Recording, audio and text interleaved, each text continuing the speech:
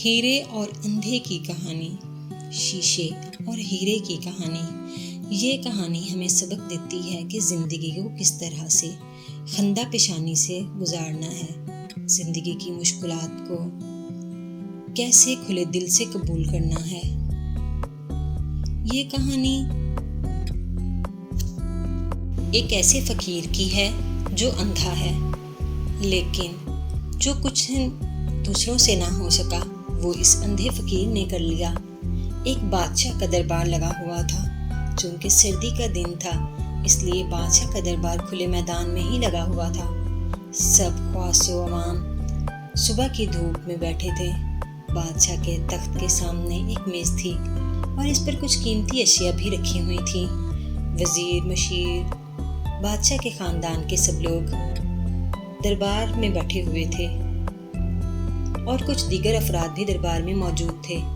اسی وقت ایک شخص دربار میں آیا اور دربار میں داخلے کی اجازت چاہی۔ اسے اجازت ملی تو اس نے کہا، میرے پاس 2 اشیاء ہیں۔ میں ہر ملک کے بادشاہ کے پاس گیا ہوں اور اپنی اشیاء کو بادشاہ کے سامنے رکھتا ہوں، پر کوئی فرق نہیں جان پاتا۔ تمام ہار چکے ہیں اور میں ہمیشہ کامیاب و کامران ہو کر لوٹتا ہوں۔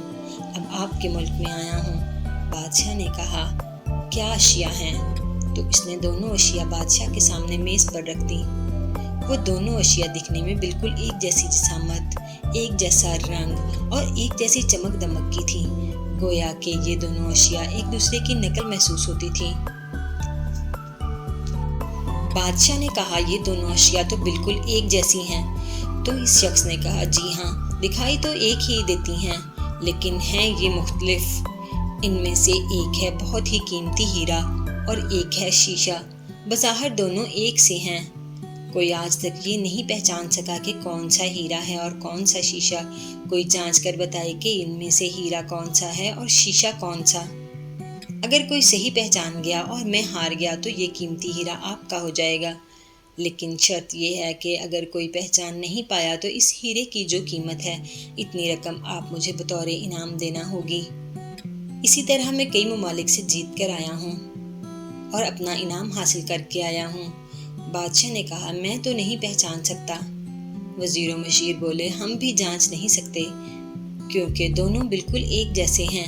سب کو گمان تھا کہ اب تو شکست ہی مقدر ہے، لیکن شکست پر انعام کا مسئلہ بھی نہیں تھا، کیونکہ بادشاہ کے پاس بہت دولت تھی۔ بادشاہ کی عزت کا مسئلہ تھا، کیونکہ تمام عالم میں یہ مشہور تھا کہ بادشاہ اور اس کی رعایا بہت ہی ذہین ہیں۔ اس طرح ان کی سبکی ہوتی، کوئی شخص بھی پہچان نہیں پا رہا تھا کہ یہ کون سا شیشہ ہے اور کون سا ہیرا۔ آخرکار تھوڑی سی ہلچل ہوئی۔ ایک نابینا شخص ہاتھ میں لاٹھی لے کر اٹھا۔ اس نے کہا، مجھے بادشاہ کے پاس لے چلو، میں تمام باتیں سنی ہیں اور یہ بھی سنا ہے کہ کوئی نہیں پہچان پا رہا۔ مجھے ایک موقع بھی دیا جائے۔ ایک آدمی کے سہارے وہ بادشاہ کے پاس پہنچا۔ اس نے بادشاہ سے درخواست کی کہ ایسے تو میں پیدائشی نابینا ہوں، لیکن پھر بھی مجھے ایک موقع دیا جائے جس میں میں بھی ایک بار اپنی ذہانت کو جان سکوں، اور ہو سکتا ہے کہ کامیاب بھی ہو جاؤں، اور اگر کامیاب نہ بھی ہوا تو ویسے بھی آپ تو ہار ہی چکے ہیں، آپ کو انعام تو دینا ہی پڑے گا۔ بادشاہ کو محسوس ہوا کہ اسے موقع دینے میں کوئی حرج نہیں ہے۔